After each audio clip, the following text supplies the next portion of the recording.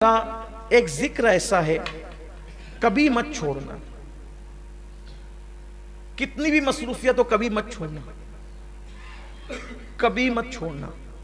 مولا کائنات کہتے ہیں کہ جنگ صفین میں مجھے اتنی مصروفیت تھی، بہت بھاگ دوڑ تھی جنگ صفین کے موقع پر۔ اس دن بھی میں نے اس ہما ہمی میں بھی یہ ذکر نہیں چھوڑا۔ وہ ذکر ہے 33 مرتبہ سبحان اللہ، 33 مرتبہ الحمدللہ، 34 مرتبہ اللہ اکبر۔ اس کو کہتے ہیں تسبیح فاطمہ۔ اس کے بارے میں روایت میں آتا ہے کہ جو اس ذکر کو پڑھتا ہے دنیا میں اس کے کوئی کام میں اس کو ناکامی نہیں ہوگی۔ ادھر مرے گا ایک قدم اس کا دنیا سے اٹھے گا، ادھر مرے گا ادھر دخول جنت کی سعادت نصیب ہو جائے گی۔ نامراد نہیں ہوگا یہ ذکر، اس لیے کبھی مت چھوڑنا اس کو۔ ایک کلمہ شریف سنا آپ نے، لا الہ الا اللہ محمد رسول اللہ، اس کے بعد آپ نے تسبیح فاطمہ یہ سنا، پھر اس کے بعد سبحان اللہ وبحمدہ، سبحان اللہ العظیم وبحمدہ استغفر اللہ۔ میرے آقا فرماتے ہیں جو اتنا کہہ لے اللہ اس کو میزان بھر کے نیکی عطا فرمائے۔ اس کو بھی پڑھو۔ اسی طریقے سے اشہد ان لا الہ الا اللہ وحدہ لا شریک لہ، لہ الملک ولہ الحمد، یحیی ویمیت بیدہ الخیر وہو علی کل شیء قدیر۔ اس کو جو بندہ پڑھتا ہے اگر 4000 سال کے گناہ بھی اس کے نامہ اعمال میں ہو اللہ اس کو بھی بخش دے۔ بڑا عظیم ہے یہ۔ انبیاء کرام کا یہ وظیفہ ہے جو میں نے پڑھا نا، جس کو ہم چوتھے کلمے کی شکل میں پڑھتے ہیں، انبیاء پڑھتے تھے اس وظیفے کو۔ ایک وظیفہ اور ہے، حسبنا اللہ ونعم الوکیل۔ اسے حضور علیہ السلام مشکل مقام پر پڑھ، یہ دو وظیفے، ایک تو لا حول ولا قوت الا باللہ العلی العظیم، اور ایک تو حسبنا اللہ ونعم الوکیل۔ اس کو حضور علیہ السلام مشکل مقامات پر پڑھتے تھے۔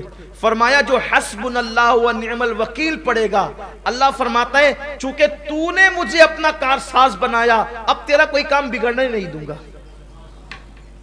اس لیے اس کو پڑھا کریں۔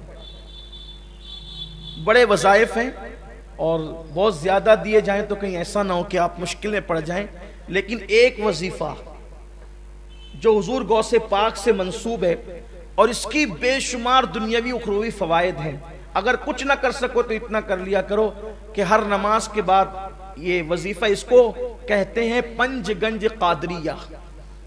پنج گنج قادریہ یہ ہے کہ فجر کی نماز کے بعد اول آخر 3 بار درود شریف پڑھنا ہے اور بیچ میں 100 مرتبہ یا عزیز و یا اللہ، یا عزیز و یا اللہ۔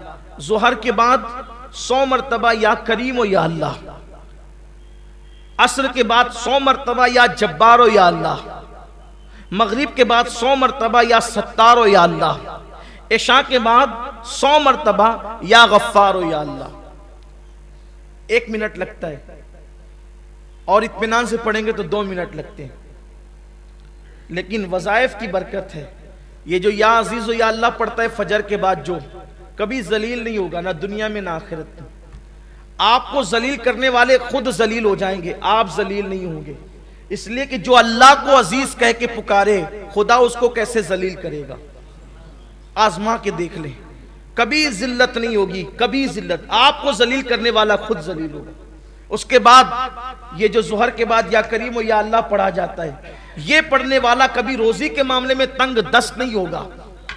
عصر بعد یا جبار و یا اللہ پڑھنے والا کبھی ظالم حاکم اس کو پریشان نہیں کر سکے گا۔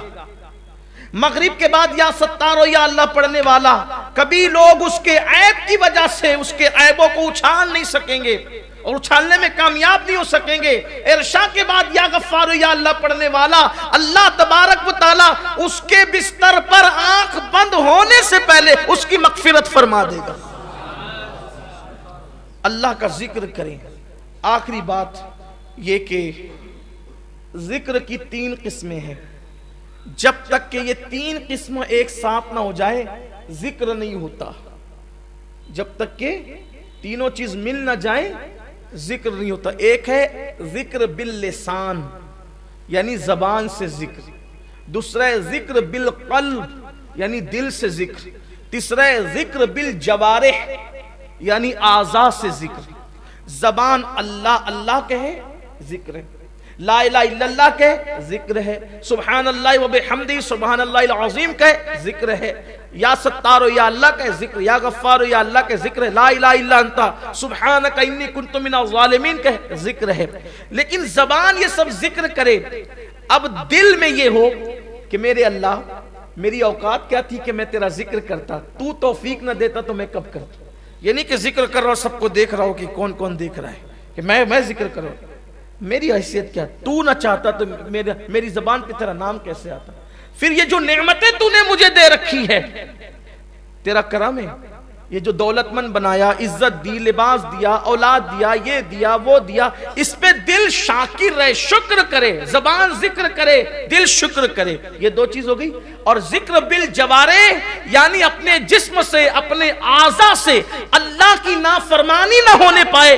جب یہ تینوں ایک ساتھ ہو جاتے ہیں کہ اعضاء گناہ سے بچے، دل شکر کرے، زبان ذکر کرے، تو اس کو کہتے ہیں ذاکر، یعنی یہ ہے ذکر کرنے والا۔ تو یہ زمین پر خدا کا ذکر کرتا ہے، آسمان کی بلندیوں پہ خدا اس کا ذکر کرتا ہے، شرق غرب میں پھر اس کے چرچے ہونے لگتے ہیں۔ تو میرے آقا علیہ السلام سے انہوں نے پوچھا، آقا اس عرابی نے کہ یا رسول اللہ میں مقام خاص چاہتا ہوں اللہ کی بارگاہ میں، تو کہا کہ ذکر کرنے والے بنو۔